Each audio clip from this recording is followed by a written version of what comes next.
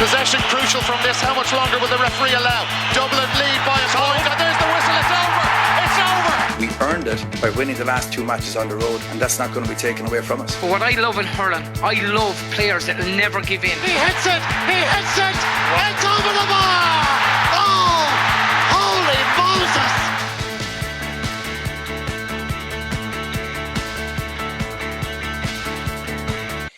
Hello everyone and welcome along to the RTÉ podcast. We are looking ahead to the All-Ireland Camogie finals this weekend. Ursula, Jacob and Elaine Aylward are with myself and Rory. And before we get into the nuts and bolts of the three games, obviously both of you have been involved in All-Ireland Camogie final days, and I'm just keen to sort of get a sense of what sort of memories it evokes for you guys. So Ursula, you had your fair share of them. What comes to mind when you think about All-Ireland final weekend?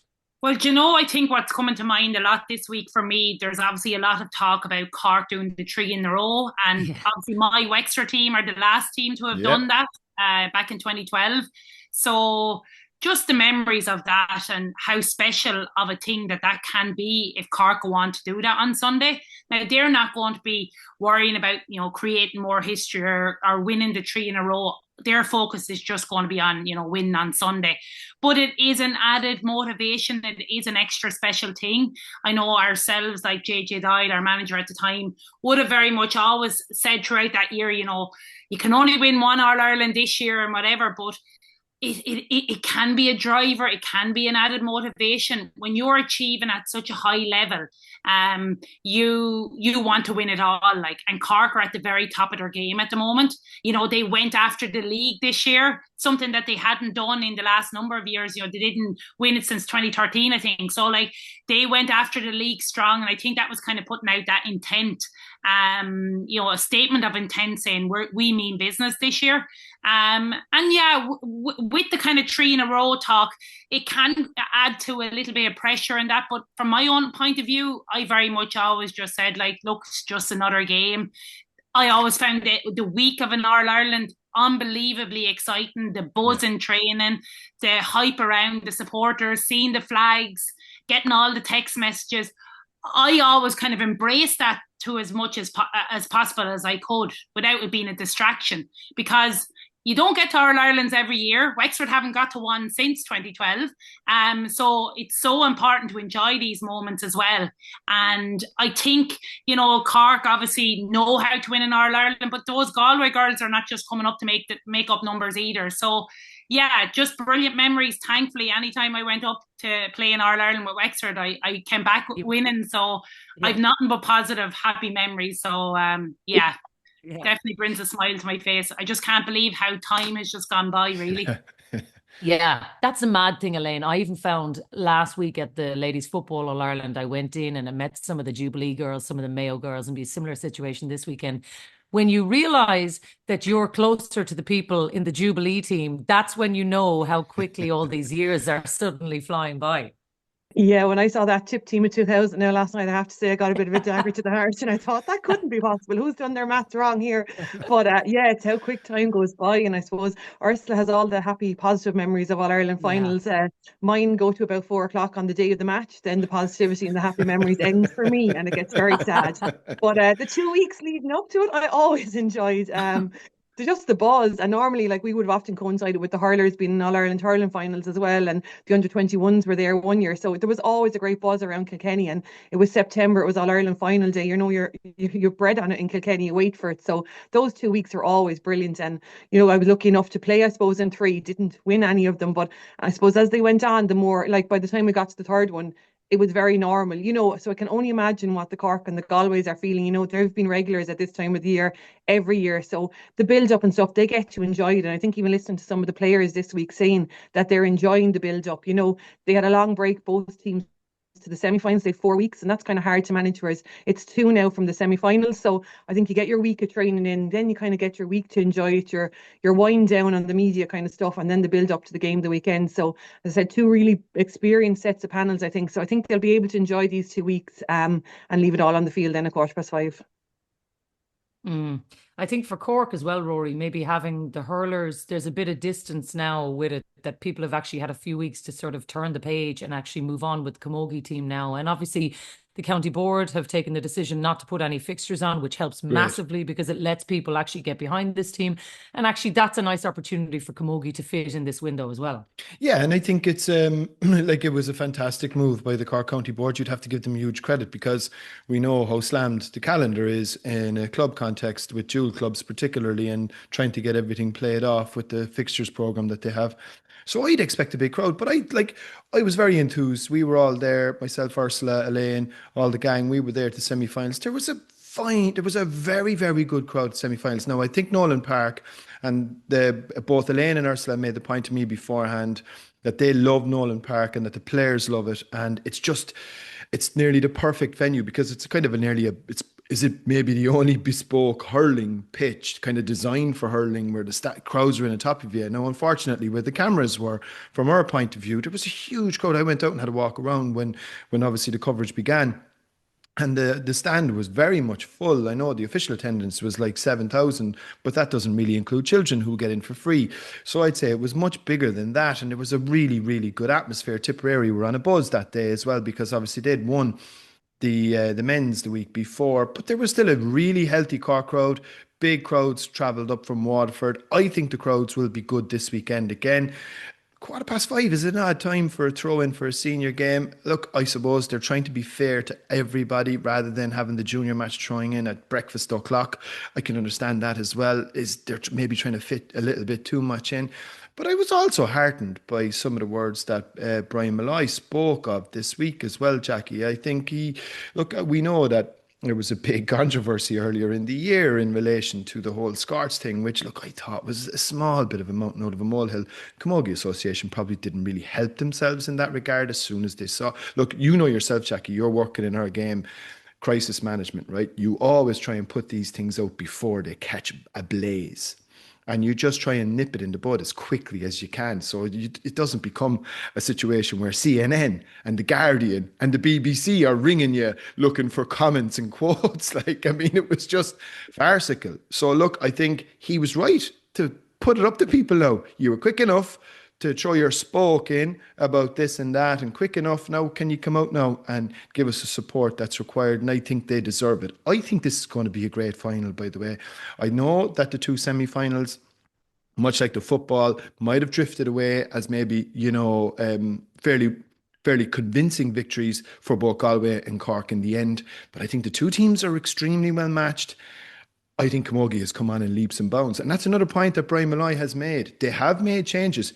Camogie's a physical game now. You won't have the free fest that we saw in the LGFA final last week, which I think, I personally didn't really enjoy. Now, my enjoyment is not exactly paramount to people's experience when they're watching it. But I think I was watching this Camogie now for me is in a very, very good place the way the game is refereed.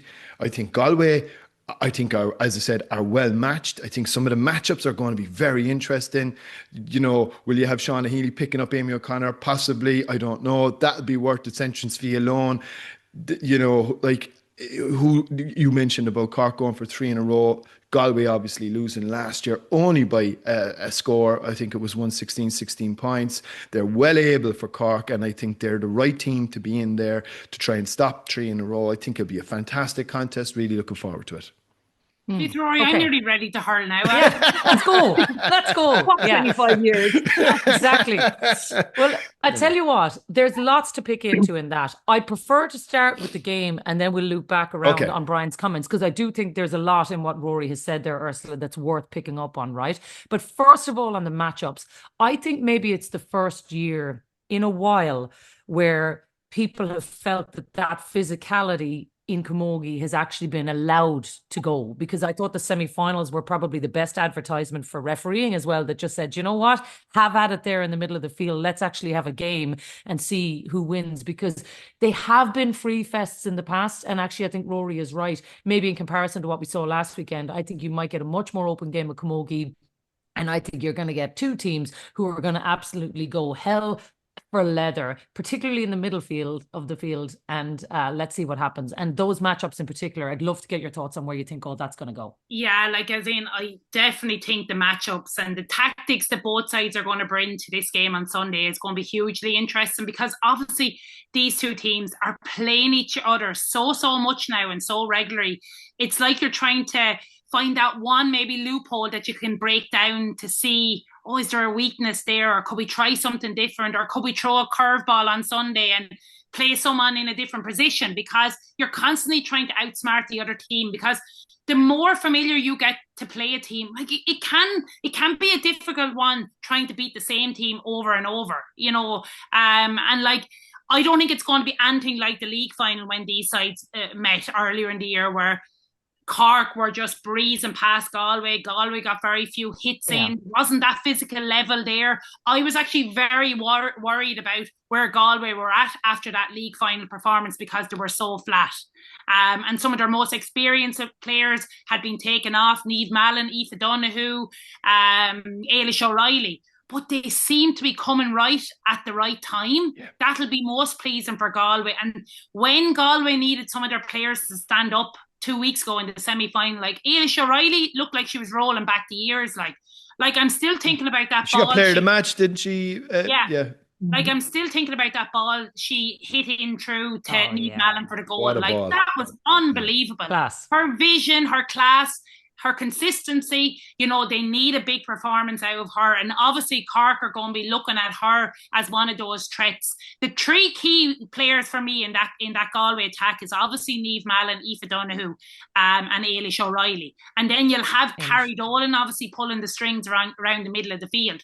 But we all know what Cork like to do, you know, dominate that middle third, win that kind of war zone in the middle of the field. But I think it will be interesting on Sunday how Galway set up. We've seen how Waterford set up against Cork in the semi-final with that sweeper. I do expect to see a sweeper on Sunday. I do expect to probably see Ciara Hickey going back into the sweeper role, and she's excellent at it. And Marie Starr kind of coming back into the half-back line, and they're going to try cut out those runs from the Cork attack. Now, the bonus for Cork is that they've now got the chance to play against the sweeper, against Waterford.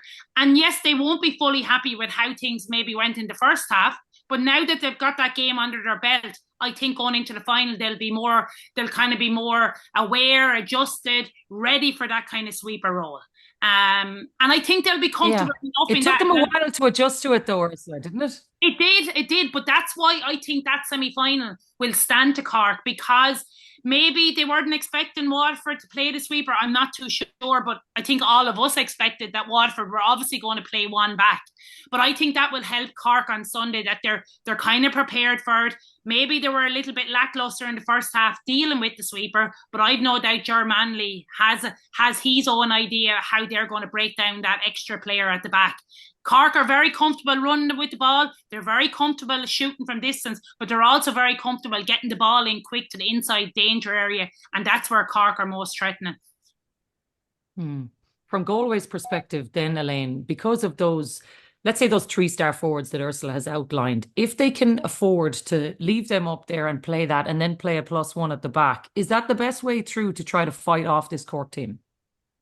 Yeah, I think there's two ways to look at it. Like, I think they'll probably look at what Beth Carton did with Waterford in the semi-final and look at the joy that she got from that kind of centre forward role.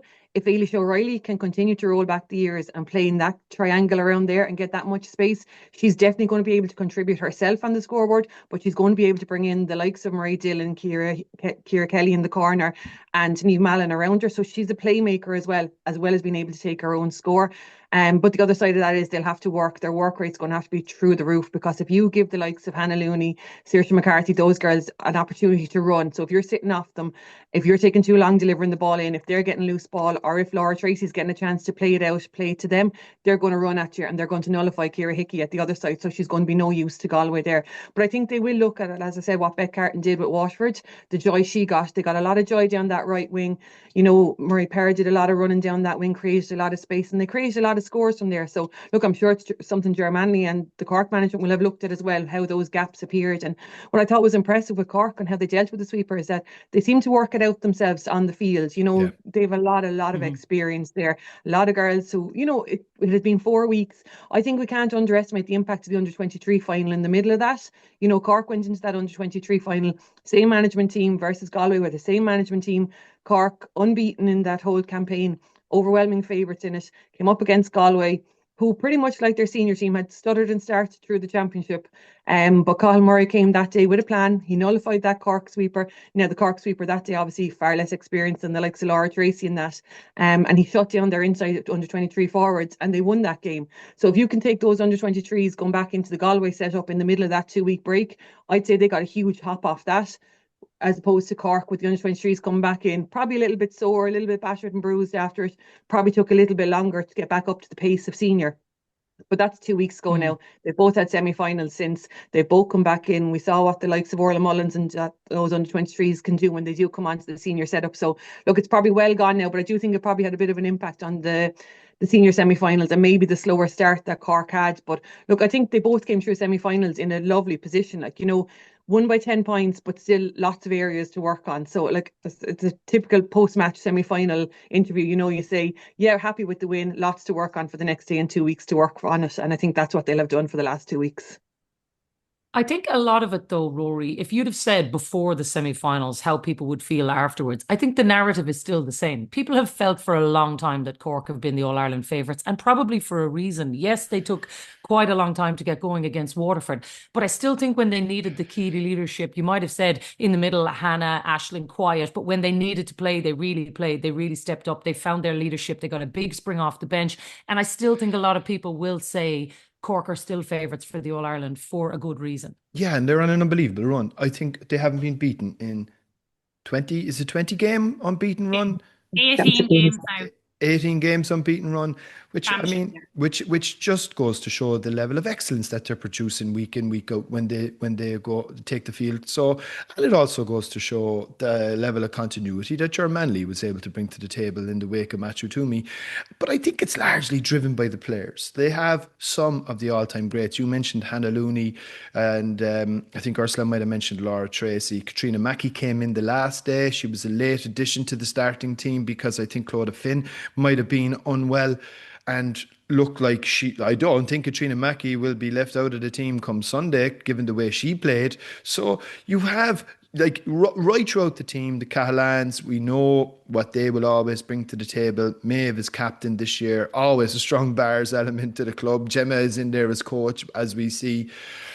So, like, I just looked at, they have created a level of consistency and a level of excellence that is very, very hard to match. But they have a very deep pick.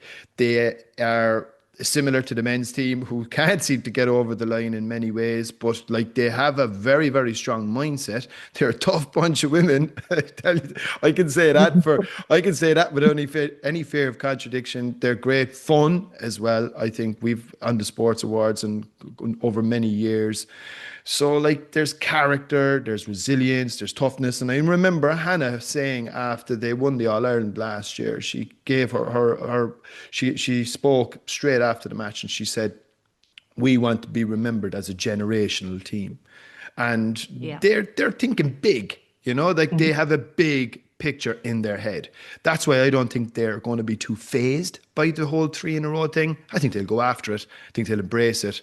And I think it's set up though, because I thought Galway were very, very impressive. Now I know Corinne Blair went off very, very early on. When your full back goes that early, it can destabilise a team to a certain extent, and she's a key player for them. But I still thought Galway were outstanding in just the way that they eventually kind of wore Tipperary down.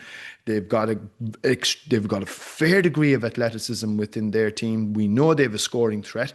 They've also regenerated really well. I mean, we don't see Niamh Kilkenny. The McGrath sisters aren't there, for different reasons.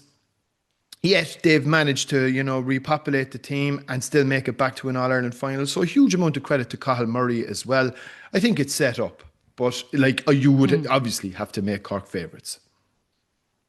Can I ask you all about the 3 in a row thing? Because Ursula, I know you were talking about it at the top of the programme there when we were saying, they will feel this is just another All-Ireland. I think Rory's comments are interesting though, because we have heard this Cork team talk about wanting to be a generational team.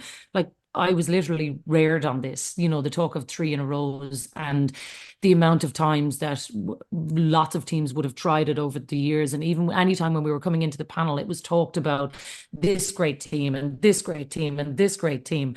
This team want that. And you mentioned the league final. It was something a lot of them didn't have a league medal, and they were openly saying, I want one and I'm going to go and get it. This is the 5th time since the turn of the century that this team has attempted it. And I know it's not all the same people, but there are a lot of the same people involved in the background. There's a lot of hurt. There's a lot of people who haven't done it. The likes of Gemma in there, who would have been part of teams since we were kids, who've been grown up on this.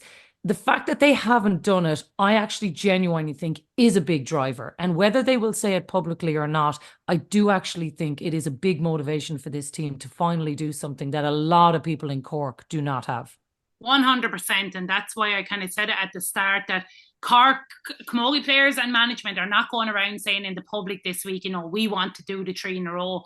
But in the back of their minds, when they're in training sessions, when they're having the pre-match talks, they do want to go down in history as that team that has completed the 3 in a row. That's the challenge. They want to be considered one of the all-time great set of players. Like, it's hard to believe Cork haven't done it since, I think it's 1972, I was looking back. And they actually did the 4 in a row then. Like, I think, Cork are in a They haven't done it since it was a 15-a-side game even. It's kind of crazy. Like, and it will be in the back of their mind that they want to get over the line.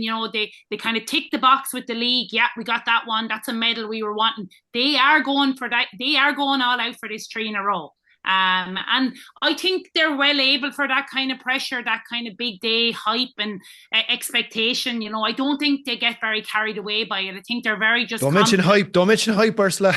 We won't mention the hype train, but I actually think maybe, and not to bring up the All-Ireland hurling final, I think that kind of has kept everyone on their toes. Yeah. To be fair, the Cork Camogie team, you're telling me it hasn't been mentioned since in the Cork Camogie dressing room since the hurlers lost the final, that here we don't want to have any regrets coming up to Croke Park on Sunday. I 100% believe that will be in the back of their minds that, get through the first half first, then at half time. Like the third quarter last year, if you remember back in that All-Ireland final, that's when Cork went on their scoring spree. They scored 1-4 and Galway were nearly shocked by how intense Cork came out in that third quarter. And I think that's going to be crucial again on Sunday. But no doubt about it, the 3 in a row will be in the back of their minds come 5:15 on Sunday evening, that they'll want to create more history and really put this team up at the top of the table as being one of the greats out there. And I actually really liked the way they went about it in the league. Like every interview Maeve Cahalane did, every interview Germany did, they laid it out. They said they wanted to go and win the league. They didn't have league medals. They wanted to win it. They'd say, look, we don't have a 3 in a row. It hasn't been done. We want to be the team to do it. And if you look at the names that are in that team, like they're names that will want to be remembered, not only in Cork Camogie circles, but in Camogie circles. And if that means doing 3 in a row on Sunday, that's what they'll set out to do. And that's what, I don't think they'll make any qualms about it, that's their aim for Sunday. Yeah, listen, it's going to be an absolute cracker. That's for sure. 2 other games as well for us to chat through. And I also do want to come back on the attendance and Brian Malloy's comments, which we'll do in just a moment. But the intermediate final, Ursula, I think is so interesting because of the trajectory of these teams. Kerry in particular, like if you think about Patrice and how long she has been playing in this team, from being the sort of the sole driver of it to now what she's brought in around her, the talent that sits in this team, for the 10 years of them being on the brink of chasing Division 4 titles to suddenly be looking at senior camogie is actually quite astonishing what's happening there. It's unbelievable. The rise in camogie in Kerry, like you'd have to give a huge amount of credit to Clanmorris down there for driving the standard. Look at the success that they've had. They've won 2 junior club All-Irelands, 2 intermediate All-Irelands, and obviously there's the whole team is filtered with Clanmorris and obviously then 2 or 3 other girls. And it's brilliant to see more and more clubs forming down there. I presented medals there last year to Kerry Camogie down in Killarney, and the buzz around camogie down there now is really, really infectious. Like, you'd love speaking to them about it down there because they're really, really wanting to get up to the top of the table. And what an opportunity now on Sunday that they're in an intermediate All-Ireland. obviously they're coming up against a really formidable Offaly team, and I've been so impressed by them. You see how they dealt with the league. They had such a convincing win in the league final. They looked very controlled, very comfortable. They were probably brought back down to earth a little bit in round one when they lost to Antrim, but they obviously got one back on Antrim in the semi-final. And what a cracking semi-final. What two brilliant semi-finals both Kerry and Offaly came through. They had to work their socks off to get into this final, but I love the character that Offaly showed, that when they went behind in that semi-final, it was kind of like they put the bit between their teeth and said, we are going to get into this final, because both Kerry and Offaly came so close last year in getting to the final. They kind of, it was nearly like they said to themselves in the semi-final, we're going to get here, and they're there now on merit. I think it's going to be a cracking final. I think the standard of Camogie at intermediate level is brilliant. And I just think it's going to be a really close game. And I can't wait to see who comes out on top, because both teams are really, really brilliant to watch.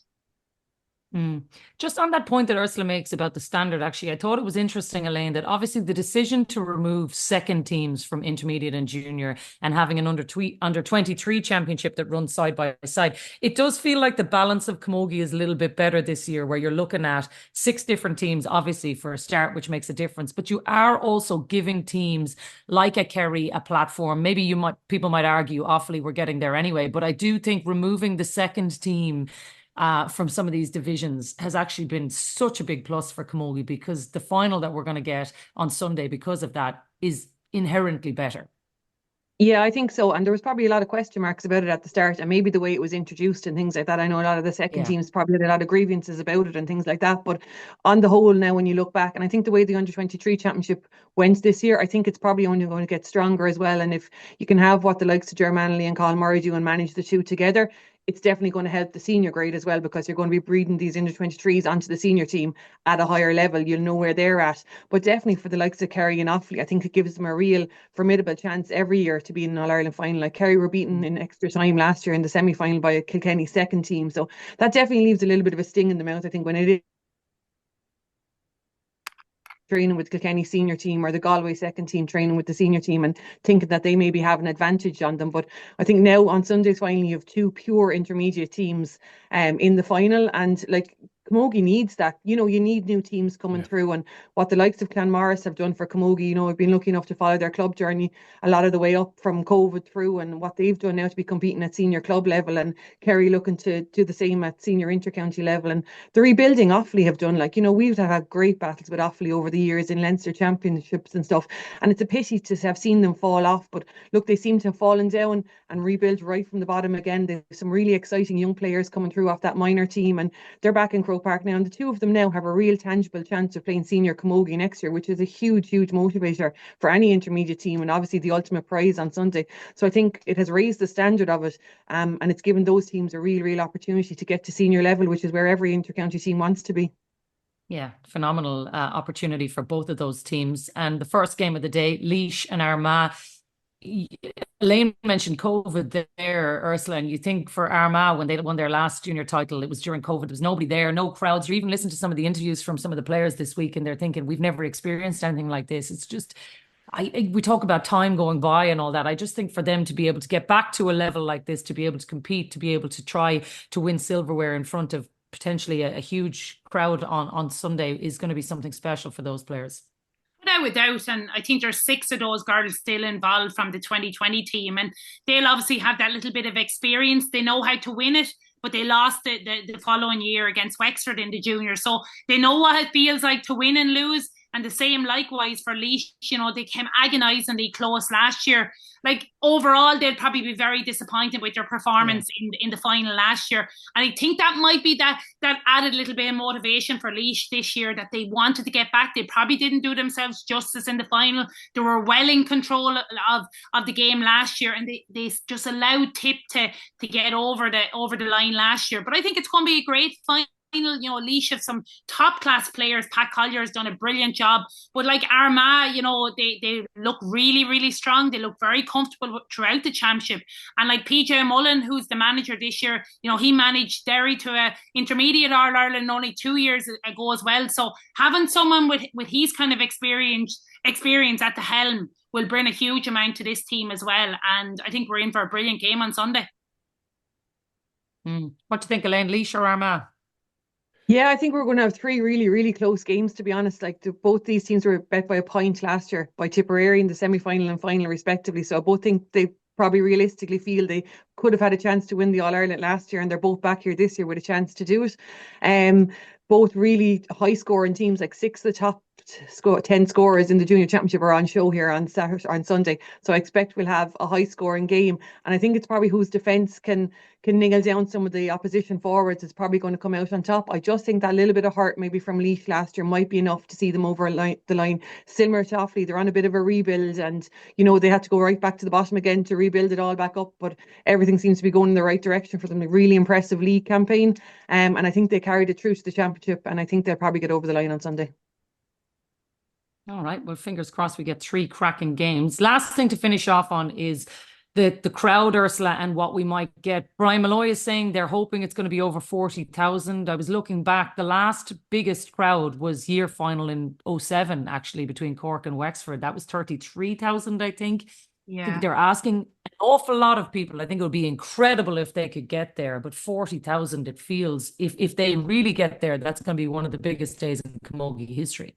Yeah, and when I was watching the ladies football finals last week and they announced 48,000, and I turned to, I think it was my dad or my husband was beside me, and I said, God, wouldn't it be unbelievable if we were there on Sunday with 48,000?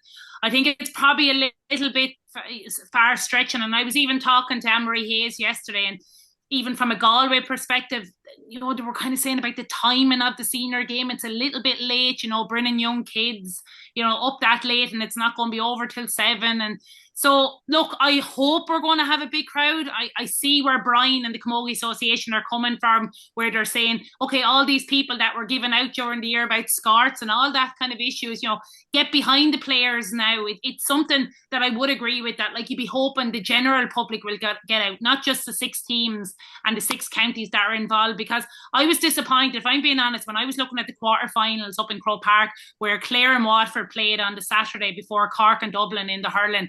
Like, if I was going up to a hurling match, I'd probably go to the match beforehand as well. And I was disappointed that there wasn't more neutrals there, getting, the seats on the bums on the seats to support the Camogie teams as well. Now, obviously, it improved when Tip and Kilkenny were in the other quarter final, but we need to build it. We need to get more people, at the games, and I do think we're a little bit behind the ladies football in terms of promotion and getting names out there. Like, we are going to have the best Camogie players on show on Sunday. Like, there's no reason why you wouldn't want to go. We're going to be in for 3 brilliant finals, but for some reason we seem to be only able to get maybe in or around the 30,000 mark, and that's maybe a little bit disappointing. I would have hoped at this stage we'd be breaking the 35,000-40,000, but I think we've a little bit to go before we're going to reach those heights. What do you think, Elaine? Yeah, like if you look at the 6 teams that are there on Sunday, even if everyone who plays camogie in those 6 counties go, it's still going to be a small number. Like, they're not huge numbers playing camogie. So we need to focus on, I think, the outside, the away from the playing public, maybe past players, those kind of things. We need to focus on counties, hurling counties, getting the hurling people of Cork behind the camogie team, which in fairness, they're good at. And as I said, Rory said at the start, there's no fixtures in Cork this weekend. I see Offaly have no fixtures as well to allow the Offaly GA people travel. So even small things like that, like, they're small steps, but there's something we would have wished for too. Now, I suppose it's to convert that. We've given people the opportunity. We're presenting them with 3 fantastic finals. There's a big afternoon of entertainment in the Croke Park Hotel, and outside it is a huge family day. And I think anyone that goes to Camogie final day always comes away from it saying, God, that was a great day's entertainment, or it's a great day. It's a long day, 3 finals starting at 1 o'clock, late throw-in or whatever. But I think if it was 3 hurling finals that were there and people were going to it, they'd be going to the 3 hurling finals. So, look, I think if you're committed to a cause, you're committed to it. So, look, you want the people. And as Brian said, look, the people that had all the uproar at the start of the year about skirts and shorts and all the rest of it, they're the people that you're trying to get now. They had all the motivation for camogie back in February, March, April and May. So let them have it now in June and July. Last word to you, Rory, because it was a great rallying call. You just hope that that's heard this weekend. Yeah, I think so. And I think like he spoke really well. I think like in fairness, the Camogie Association can be criticised for an awful lot of things. It's very difficult. I know people might say that some of the promotion around the earlier rounds is difficult, but like look at the calendar and where it is and where it's swamped into. It's very, very hard to try and find your own space. The football and hurling championships are struggling. Like, so then, you know, like it's really, really difficult to create a sense of momentum when everything seems to be on top of each other. You also have to bear in mind they're a much smaller organisation. Like he made mention, which I think was a really important point as well. He's not full-time, unlike Jarlath. Like he's actually a volunteer. He has to do his day job as well, while also taking calls, as we mentioned, from the likes of The Guardian and CNN when, you know, things like the Scots issue arose. So I think, look, from the Camogie Association's point of view, it's incremental steps. I think integration will be massive, and I think that's where we will actually see a huge numbers of leaps forward when eventually everybody comes in under the one tent. But I think he has spoken really well this week. I think he's shown a bit of leadership. I think he's put it up to people. And I say, do you know what? That's good. It's a good thing. It's good to see leadership like that, because you need that bit of spikiness to say, look, you're quick enough, you know, to point your fingers at us back in, as Elaine mentioned, back in the spring. We need you now to come in and support us to finish off what's been a very, very good year for the game. And let's see who turns up on Sunday for what should be a fantastic occasion, as both of the girls said. Yeah, here's hoping. Elaine, Ursula, thanks a million for being with us. We'll be back after the weekend to reflect on it all. Here's hoping we get 3 cracking games. Wherever you're going, enjoy them, and we'll talk to you soon. Possession crucial from this. How much longer will the referee allow? Dublin lead by a point, and there's the whistle. It's over. It's over. We earned it by winning the last 2 matches on the road, and that's not going to be taken away from us. But what I love in hurling, I love players that will never give in. He hits it. It's over the bar.